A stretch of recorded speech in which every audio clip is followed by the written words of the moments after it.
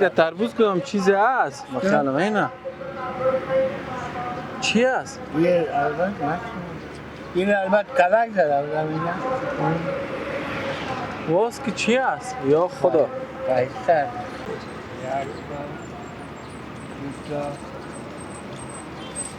دیگه نصف کنیم مردی ما نصف کنیم؟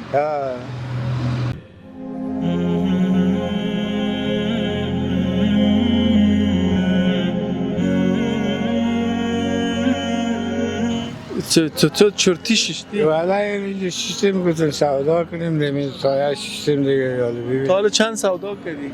والا امروز مزه نداره هر روز 300 سودا میکنیم امروز سودا رسید چی میگی؟ با تو چند نفر هستین فامیل؟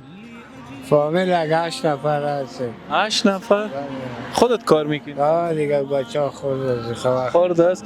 یا کل سرمایه چی چند است همی؟ دیگه کلیش اگر 4005 4000 افغانی؟ وای خب ما چه قوای هم داری؟ ما برای تربوز آوردیم ده سایگک بخوریم دیگه میشینه میرم بیشینم؟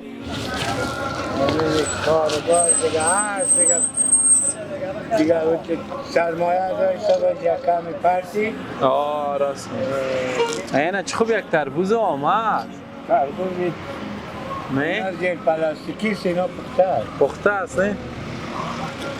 باش برتان بتم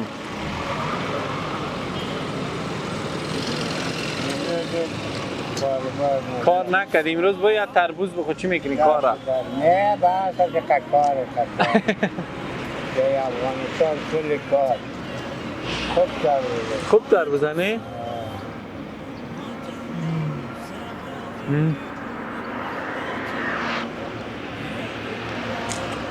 آخرین بار که تربوز خورده بودی کی بوده؟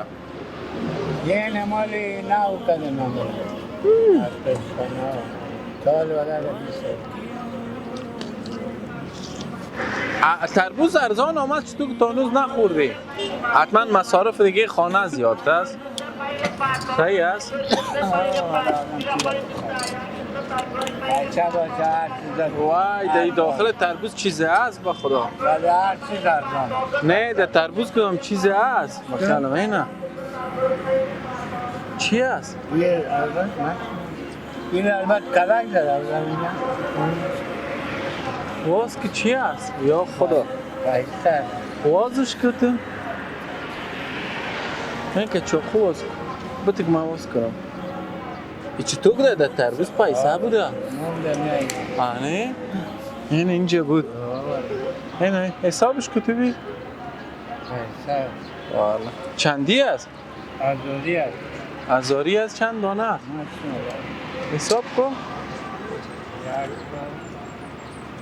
تا دو تا سه تا چهار تا یعنی 5 تا بود 5000 بوده این خودگه با خودت برآمده نه خواهد ای با خودت هم اینجا هست نه گناه داره دیگه هردی نه گناه نداره خب چی است؟ چندش خیلی به من میدی؟ دیگه نصف کنیم هردی ما نصف کنیم؟